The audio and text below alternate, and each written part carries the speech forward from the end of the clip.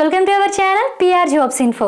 Friends, మన ఛానల్లో ప్రతిరోజు అప్డేటెడ్ నోటిఫికేషన్స్ యొక్క కంప్లీట్ ఇన్ఫర్మేషన్ అయితే చెప్పడం జరుగుతుంది ఫ్రెండ్స్. కాబట్టి డైలీ మన ఛానల్ని ఫాలో అవ్వండి, అలాగే మీ ఫ్రెండ్స్ అండ్ రిలేటివ్స్కి షేర్ చేయండి. ఈరోజు వీడియోలో అయితే మనం ఏపీ ఎండోమెంట్ గ్రేడ్ 3 యొక్క సిలబస్ అనాలిసిస్ అనేది తెలుసుకుందాం. అసలు ఈ సిలబస్ ఎలా ఉంటుంది, ఎలా మొత్తం ఎన్ని చాప్టర్స్ ఉంటాయి, ఎన్ని టాపిక్స్ ఉంటాయి అనేది క్లియర్గా తెలుసుకుందాం.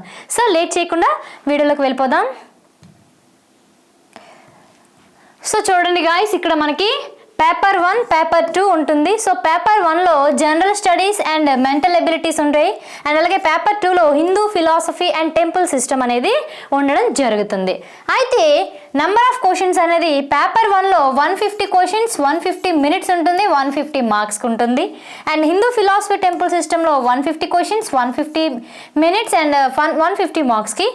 మొత్తం టోటల్గా 300 క్వశ్చన్స్, 300 మార్క్స్కి 300 మినిట్స్ అయితే ఇస్తున్నారు. ఒక్కొక్క క్వశ్చన్కి ఒక్కొక్క మార్క్ అండ్ అలాగే ఒక్కొక్క నిమిషం అయితే టైం ఇవ్వడం జరిగింది. అయితే ఇందులో నెగిటివ్ మార్క్స్ ఉన్నాయా మేడం అంటే చూడండి, ఇక్కడ ఉన్నాయి నెగిటివ్ మార్క్స్, 1/3 మార్క్స్ అయితే ఉన్నాయి. మీరు 3 క్వశ్చన్లకి రాంగ్ రాస్తే 1 మార్క్ అనేది పోతుందన్నమాట. నెక్స్ట్ ఇందులో క్లియర్గా తెలుసుకున్నట్లయితే చూడండి, ఇక్కడ చూడండి సెక్షన్ అసలు పేపర్ 1లో ఏముంటుందండి, జనరల్ స్టడీస్ అండ్ అలాగే మెంటల్ ఎబిలిటీ. ఇందులో ఏముంటుందమ్మా అంటే చూడండి, events of national and international importance అంటే జాతీయ మరియు అంతర్జాతీయ ప్రాముఖ్యత కలిగిన సంఘటనల గురించి. అండ్ అలాగే 2 current affairs and international, national and regional.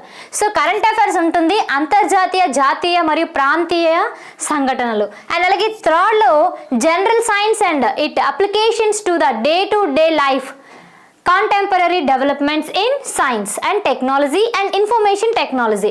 General science మరియు ఇది రోజువారీ మన జీవితంలో ఉండే సమకాలీన పరిణామాలను వర్తిస్తుంది.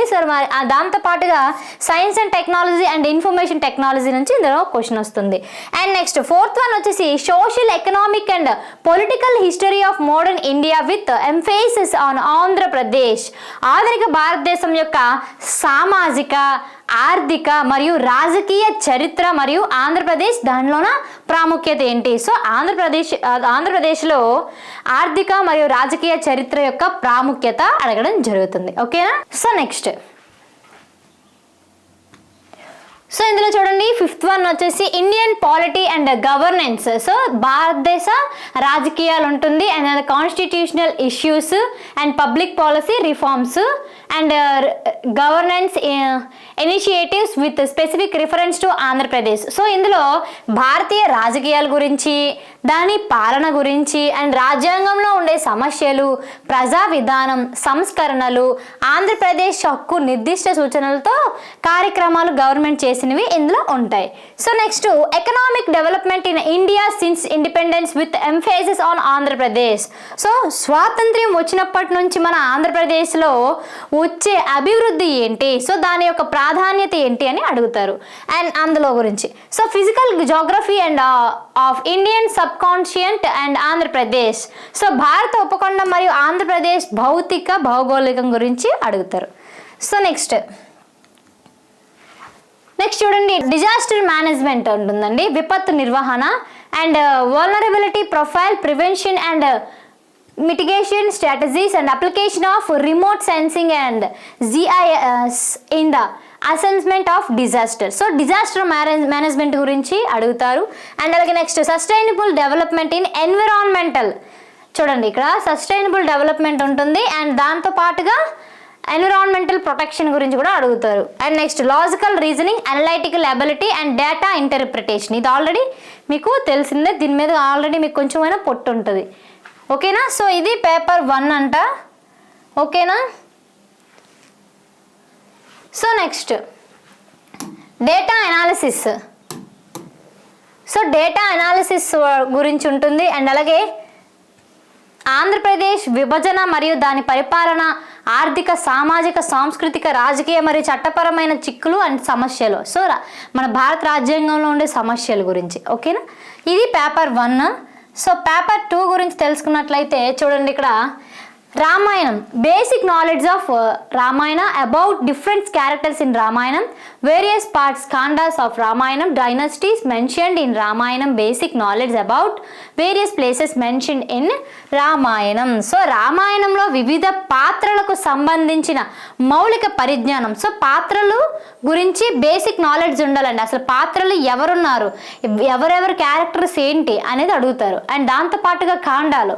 సో మనకి ఉన్నాయి కదండి కాండాలు, బాలకాండ, అరణ్యకాండ, అయోధ్యకాండ, కిష్కింధకాండ ఇలాగా.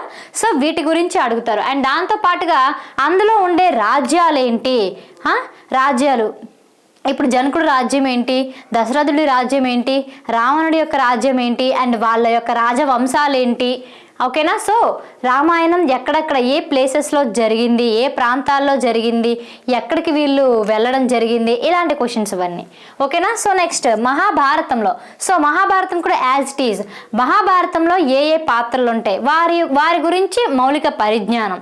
సో క్యారెక్టర్స్ గురించి అడుగుతారు. అండ్ దాంతోపాటుగా ఇందులో మనకి పర్వాలు ఉంటాయండి, 18 పర్వాలు ఉన్నాయి కదా మనకి.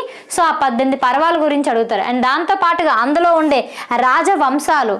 సో ఎవరెవరి యొక్క రాజవంశం ఏంటి, రాజ్యాలేంటి, ప్రాంతాలేంటి, ఎక్కడ ఏం జరిగింది అని ప్రతి ఒక్క క్వశ్చన్ కూడా చాలా ఇంపార్టెంట్. సో మొత్తం మహాభారతం మీద మనకి పట్టు ఉండాలన్నమాట. So next Bhagavatam. సో భాగవతంలో వివిధ పాత్రలు అండ్ దాని యొక్క మౌలిక పరిజ్ఞానం. అండ్ ఇందులో మనకి స్కంధాలు ఉంటాయి కదండి, 12 స్కంధాలు ఉంటాయి కదండి. సో ఆ స్కంధాల గురించి అండ్ భాగవతంలో ప్రస్తావించబడిన ప్రాంతాలు మరియు ప్రదేశాల గురించి. సో నెక్స్ట్ చూడండి, ఇక్కడ Hindu Puranas basic knowledge and various Hindu Puranas basic knowledge about various places mentioned in Puranas. So Hindu మతానికి చెందిన వివిధ పురాణాల గురించి మనకి అడగడం జరుగుతుంది. మీకు ఆల్రెడీ తెలిసిందే కదా, బ్రహ్మ పురాణం, గరుడ పురాణం, ఇలా పురాణాలు ఉంటాయి కదండి. సో వాటి గురించి బేసిక్ నాలెడ్జ్ ఉండాలి. అండ్ అలాగే అవి ఎక్కడ ఏం జరిగే ప్రదేశాలు, ప్రాంతాలు కూడా అడుగుతారు. And next temple agamas and different agamas in Hindu shastras. వైష్ణవం. సో మనకి దేవాలయ ఆగమాల్లో వైష్ణవ ఆగమం అండ్ వైఖానస ఆగమం అండ్ దాంతోపాటుగా పాంచారాత్రమం, చాట్టాడ శ్రీ వైష్ణవం, శైవం, స్మార్థం, ఆదిశైవం, వీరశైవం, జంగమం, కాపాలిక ఎక్సెట్రా అండ్ మదర్ గాడెస్ శాక్తేయం. సో వీళ్ళ ఆగమాల గురించి అడగడం జరుగుతుంది. And next Hindu festivals that will be celebrated in different parts of India, classical fine arts of India origin. So మనం భారతదేశంలో జరుపుకునే వివిధ రకాలైన పండుగలు లైక్ దీపావళి, వినాయక చవితి, హోలీ, కృష్ణాష్టమి, ఇలా ప్రతి ఒక్క పండుగ గురించి కూడా అడగడం జరుగుతుంది. సో ఆ పండుగల్లో ఏముంటాయి మేడం అడగడానికి అంటే, అసలు ఆ పండుగ ఎందుకు జరుపుకుంటున్నామండి, దాని వెనుక ఉన్న చరిత్ర ఏంటి, అండ్ అలాగే పండుగ ఎలా చేసుకుంటారు, సో ఆ పూజ ఎలా చేస్తారు, ఏ నైవేద్యం పెడతారు, ఇలాంటి డీప్ క్వశ్చన్స్ కూడా అడుగుతారు. సో ప్రతి ఒక్కరు కూడా ఈ భారతదేశంలో జరుపుకునే హిందువుల పండుగలు ఖచ్చితంగా తెలియాలి. ఓకేనా, హిందువులు చేసుకునే పండుగలు. అండ్ నెక్స్ట్ చూడండి, Vedic culture, agamas in Vedic culture, Vedas, Upavedas, Upanishads and అలాగే dharmas in different stages of life. So వైదిక సంస్కృతి. సో యజ్ఞం అంటే ఏంటి, యాగం అంటే ఏంటి, యజ్ఞంలో రకాలేంటి, సో ఏ యజ్ఞం చేయడం వల్ల ఏం వస్తుంది, ఎలా చేస్తారు, ఇవన్నీ ఇందులో ఉంటాయి. అండ్ దాంతోపాటుగా వేదాలు ఏంటి, అవి ఎన్ని, ఉపవేదాలు ఏంటి, ఉపనిషత్తులు ఏంటి, సో వీటి గురించి మనకి అడుగుతారనమాట. And next different philosophies and cults in Hindu religion and gurus who professed different philosophies and cults in the history of Hindu religion, Alvars and అలాగే Nayanars and Shankaracharya, Ramanujacharya and Madhvacharya and మనకి బసవేశ్వరుడు. సో వీళ్ళ గురించి అడగడం జరుగుతుంది. సో వీళ్ళు ఎప్పుడు వచ్చారు, వీళ్ళ యొక్క సిద్ధాంతాలు ఏంటి, ఇవన్నీ కూడా. నెక్స్ట్ 9th వన్ వచ్చేసి family structure in Hindu society. So మన హిందూ సమాజంలో కుటుంబ వ్యవస్థ యొక్క విలువలు, వాటి సెక్షన్స్ గురించి అడగడం జరుగుతుంది. అండ్ నెక్స్ట్ నెక్స్ట్ చూడండి, sources of income for temples and charitable institutions. So మనకి దేవాలయాల నుంచి ధార్మిక సంస్థలకు ఆదాయ వనరులు, వాటి యొక్క ప్రయోజనాలు, దేవాలయ ధర్మాదాయ సంస్థలకు నిధుల కేటాయింపు, సో బడ్జెట్ అన్నమాట ఇవన్నీ. దేవాలయాల యొక్క ఆదాయ వనరులు, ధర్మాదాయ చట్టం 57/87 సెక్షన్ 29 గురించి అడగడం జరుగుతుంది. And next 11, duties of executive officer of endowment institutions. So మనకి ఎగ్జిక్యూటివ్ ఆఫీసర్ ఏం చేస్తారు, వారి యొక్క విధులు ఏంటి అనేది అడుగుతారు, కార్యనిర్వహణ అధికారి యొక్క విధులు. సో నెక్స్ట్ మనకి basic knowledge in land records and law relating endowments lands. So మనకి ఏం తెలియాలి అంటే భూ రికార్డులకు సంబంధించిన బేసిక్ నాలెడ్జ్ అనేది మనకు ఉండాలండి ల్యాండ్ రికార్డ్స్ మీద. ఎందుకంటే దేవాలయ భూములు ఉంటాయి కదా, సో ఆ భూములను చూసుకునే బాధ్యత కూడా ఎగ్జిక్యూటివ్ ఆఫీసర్కే ఉంటుంది. ఓకేనా? సో ఈ విధంగా మనకి ఇది ఉంటుంది. సో మీ అందరి కోసం మన పిఆర్ జాబ్స్ ఇన్ఫో యాప్లో అయితే ఎండోమెంట్ కోర్స్ గ్రేడ్ 3 యొక్క కోర్స్ అయితే పెట్టడం జరిగింది. సో ఇందులో మొత్తం కంటెంట్ అయితే ఉండడం జరిగింది. So general studies and mental ability and అలాగే Hindu philosophy and temple system పూర్తి కంటెంట్ అయితే మనం చేయడం జరిగింది. ఎలా చేయడం జరిగింది అంటే మనం మెటీరియల్స్ కానీ పీడిఎఫ్స్ కానీ క్లాసెస్ కానీ అద్భుతంగా ఉంటుందండి. క్లాసెస్ అయితే స్టేట్ బెస్ట్ ఫ్యాకల్టీతో క్లాసులు చెప్పించడం జరిగింది. మెటీరియల్ అయితే మీరు కని విని ఎరుగని ఎక్కడా కూడా చూడని అద్భుతమైన పీపీటీస్ ఫోటో మోడల్గా మనం పీపీటీస్ చేయడం జరిగింది. సో ప్రతి ఒక్కరు కూడా పిఆర్ జాబ్స్ ఇన్ఫో యాప్ని డౌన్లోడ్ చేసుకుని ఒకసారి మెటీరియల్ చూడండి. సో మెటీరియల్ మీకు ఫ్రీగా డెమో క్లాసెస్ కనిపిస్తే అండ్ ఫ్రీ మెటీరియల్ కూడా ఉంది. సో అది చూస్తే మీకే అర్థమైపోతుందండి మేము ఎంత ఎఫర్ట్స్ పెట్టామనేది. అర్థమైందా? సో మీకు ఒక్కసారి ఆ పీపీటీ చదివిన ఆ క్లాస్ విన్నా సో రామాయణం మీ ముందరే జరుగుతున్నట్టుగా ఉంటుందన్నమాట. సో ప్రతి ఒక్కరు కూడా ఈ కోర్స్ని పిఆర్ జాబ్స్ ఇన్ఫో యాప్ని డౌన్లోడ్ చేసుకుని చూడండి. అండ్ ఇందులో digital classes, latest digital classes ఉంటాయి. మెటీరియల్ పీడిఎఫ్ అనేది మనకి చాలా అద్భుతంగా పిక్చర్ ఓరియంటల్గా ఉంది. అండ్ టెస్ట్ సిరీస్ మనకు చాలా దగ్గర ఇప్పుడు 30,000 బిట్స్ అయితే ఇవ్వడం జరిగిందండి. సో ప్రతి ఒక్కరు కూడా పిఆర్ జాబ్స్ ఇన్ఫో యాప్ని డౌన్లోడ్ చేసుకుని కోర్స్ని అయితే చూడండి.